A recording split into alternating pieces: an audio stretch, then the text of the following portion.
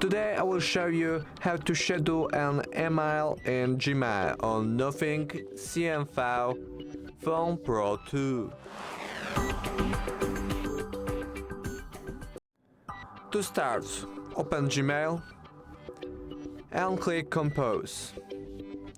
Then choose three dots and pick Schedule Send option. Then choose a date and time.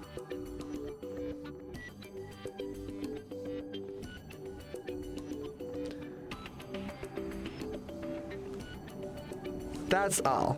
Thank you for watching. Make sure to subscribe.